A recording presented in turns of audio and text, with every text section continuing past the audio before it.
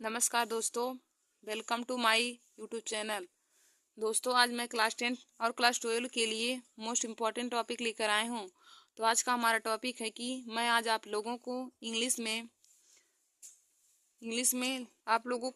मैं एक एप्लीकेशन लिखना बताऊंगी। और एप्लीकेशन किस विषय पर हम लिखेंगे तो यदि किसी भी स्टूडेंट के कोई विषय पढ़ने में दिक्कत हो रही है या उन्हें विषय चेंज कराना है तो उसके बारे में आप लोगों को मैं एप्लीकेशन लिखना बताऊंगी कि उस पर हम एप्लीकेशन कैसे लिखेंगे। जैसे देखिए दोस्तों, किसी भी स्टूडेंट को सब्जेक्ट चेंज करवाना है तो उसके विषय में आज मैं आप लोगों को एप्लीकेशन लिखना बताऊंगी। तो देखिए दोस्तों, बोर्ड एग्जाम की परीक्षा में हमें इस विषय पर क्वेश्चन में कैसे पूछा जाता है। तो देखिए, क्वेश्चन पूछा जाता है कि write an application to the principal of your college requesting him to allow a change in subjects। देखिए दोस्तों, क्वेश्चन में कहता है कि write an application to the principal of your college requesting him to allow a change in subject. यानी कि इसका अर्थ हो जाएगा कि हमें एक एप्लीकेशन लिखना है अपने कॉलेज के या अपने स्कूल के प्रिंसिपल को एक एप्लीकेशन लिखना है और अपने सब्जेक्ट को चेंज कराने के लिए अपने कॉलेज के प्रिंसिपल को एक एप्लीकेशन लिख कर देना है। तो उसको हम कैसे लिखेंगे, आइए हम आप लोगों को बताते हैं। तो देखिए दोस्तों, पहले आप सब लोग यहाँ पे काली पेन से लिख देंगे टू, उसके बाद कामा लगा देंगे, टू लिखेंगे to the principal DAV inter college Aligarh. यहाँ पे लिखेंगे टू, फिर उसके बाद कामा लगाएंगे, उसके आगे यहाँ पे नीली पेन से लिखेंगे द प्रिंसिपल, फिर कॉलेज का नाम यहाँ पे रहेगा। जैसे हमने यहाँ पे कॉलेज का नाम लिया है DAV इंटर कॉलेज, आप किसी भी कॉलेज का नाम यहाँ पे लिख सकते हैं और गांव का नाम भी लिख सकते हैं। तो हमने यहाँ पे लिखा है DAV इंटर कॉलेज अलीगढ़। अब इसके बाद हम यहाँ पे टू के एकदम नीचे ही लिखेंगे यहाँ पे सर, वो भी हम काले पेन से लिखेंगे। उसके बाद कामा लगा के इसके आगे यहाँ पे नीली पेन से लिखेंगे most respectfully I beg to say that Most respectfully, I beg to say that I offered mathematics and geography. I offered mathematics and geography in the month of June 2023. I attended the class for a month. I attend the class for a month. Now I feel that I cannot pass with these subject। देखिए दोस्तों, यहाँ हो जाएगा कि now I feel that I can not pass with these subject.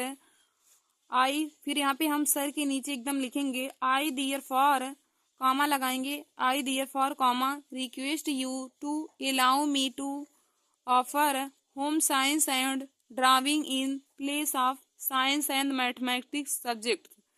देखिए यहाँ से हो जाएगा कि I therefore request you to allow me to offer home science and drawing in place of science and mathematics. उसके बाद यहाँ से हम लिखेंगे काली पेन से I shall be highly obliged your obediently XYZ। Your obediently का मतलब हो जाएगा आपकी आज्ञाकारी या आज्ञाकारी। तो यहाँ पे देखिए, और ओबीडियंटली के बाद यहाँ पे नाम लिखा जाता है। तो आप लोग बोर्ड एग्जाम की परीक्षा में अपना नाम नहीं लिखेंगे, यहाँ पे XYZ ही लिखा जाएगा, योर ओबीडियंटली XYZ। और क्लास करके आप जिस क्लास में रहेंगे, यानी कि यहाँ पे क्लास लिख कर आप यहाँ पे 10th लिख सकते हैं या फिर 12th में। तो योर ओबीडियंटली यहाँ पे हो जाएगा XYZ। आइए दोस्तों, हम अब आप लोगों को इस एप्लीकेशन का मतलब और इसका अर्थ बता देते हैं कि इस एप्लीकेशन में हमने क्या लिखा है। तो देखिए, बोर्ड एग्जाम की परीक्षा में पूछा जाता है कि write an application to the principal of your college requesting him to allow a change in subject. यानी कि अपने कॉलेज या अपने स्कूल के प्रिंसिपल को हमें एक एप्लीकेशन लिखना है और किस विषय पर लिखना है कि हमें सब्जेक्ट चेंज करवाना है उस विषय पर। मतलब अपने कॉलेज या प्रिंसिपल को सब्जेक्ट चेंज कराने के लिए एक एप्लीकेशन हमें लिखना है। तो देखिए दोस्तों, हम लिखेंगे यहाँ पे हो जाएगा to the principal DAV inter college Aligarh. यहाँ पे पहले हम टू लिखेंगे, उसको कामा लिख देंगे, टू को काले पेन से लिख के कामा कर देंगे the principal, to the principal.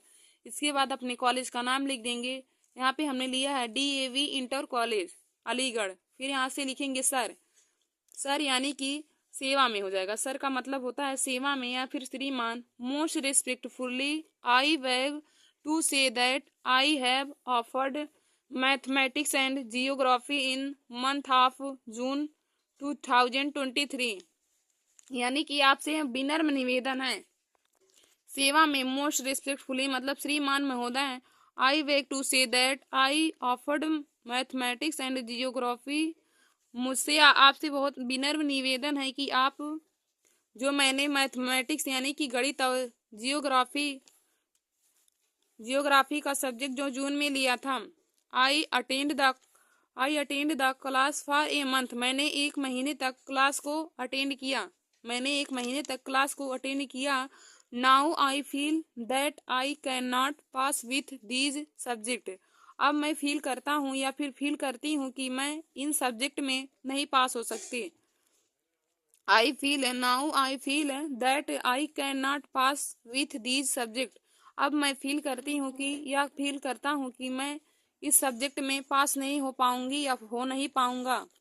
I therefore request you to allow me to offer home science and drawing in place of science and mathematics, इसलिए मुझे आपसे विनम्र निवेदन है कि आप मुझे होम साइंस और ड्राइंग की सब्जेक्ट चेंज कर दीजिए। मुझे होम साइंस और ड्राइंग का यानी कि कला के सब्जेक्ट दे दीजिए इन place of science and mathematics, मेरे विज्ञान और यानी कि जियोग्राफी और यहाँ पे साइंस हमने लिखा तो यहाँ पे जियोग्राफी, आप यहाँ पे जियोग्राफी लिख लीजिएगा। तो जियोग्राफी एंड मतलब भूगोल और गणित के सब्जेक्ट के स्थान पर आप मुझे होम साइंस, गृह विज्ञान और कला का विषय चेंज कर दीजिए। फिर इसके बाद हो जाएगा आई सेल बी हिगली ओब्लाइज, आपकी महान कृपा होगी। आई सेल बी हिगली ओब्लाइज, आपकी महान कृपा होगी। योर ओबीडियंटली यानी कि आपकी आज्ञाकारी या आपका आज्ञाकार्य, यहाँ पे अपना नाम लिखेंगे XYZ, अपना नाम यहाँ पे नहीं लिखा जाता है बोर्ड एग्जाम की परीक्षा में, तो यहाँ पे XYZ सभी स्टूडेंट लिखेंगे, चाहे आप बॉयज रहेंगे या गर्ल, दोनों लोग यहाँ पे XYZ लिख देंगे। योर ओबीडियंटली के बाद यहाँ पे XYZ होगा। तो दोस्तों आशा करती हूँ कि आप लोगों को आज का हमारा यह वीडियो समझ में आया होगा। तो आज हमने आप लोगों को एप्लीकेशन लिखना बताया, प्रिंसिपल को, अपने कॉलेज के प्रिंसिपल को अपने सब्जेक्ट चेंज कराने के लिए एक एप्लीकेशन कैसे लिखा जाता है मैंने आप लोगों को बताया है। देखिए दोस्तों, सभी एप्लीकेशन इसी प्रकार ही लिखे जाते हैं।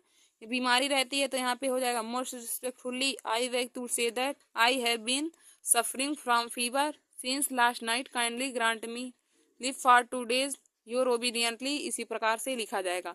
जिस भी सब्जेक्ट में पूछा जाता है सिर्फ थोड़ा सा चेंज रहता है और बाकी ऐसे ही लिखा जाता है एप्लीकेशन। और देखिए दोस्तों, एप्लीकेशन में भी आप लोग कामा वामा का बहुत ध्यान दीजिए, क्योंकि कामा ना लिखने पर भी एप्लीकेशन में नंबर कट जाते हैं। और देखिए दोस्तों, बोर्ड एग्जाम की परीक्षा में आप लोग जब भी एप्लीकेशन लिखना शुरू करेंगे या लेटर लिखेंगे एप्लीकेशन, तो हमेशा नए पेज से लिखेंगे। नए पेज से एप्लीकेशन लिखा जाता है। यदि जैसे पिछले पेज में आपने कोई आंसर लिखा और वहाँ केवल 2 लाइन ही लिखा, जैसे यहाँ पे 2 लाइन हमने लिखा है और यहाँ पे पन्ना बचा है, तो आप लोग यहाँ से नहीं स्टार्ट करेंगे एप्लीकेशन। आप लोग एप्लीकेशन या फिर लेटर हमेशा नए पेज से स्टार्ट करेंगे।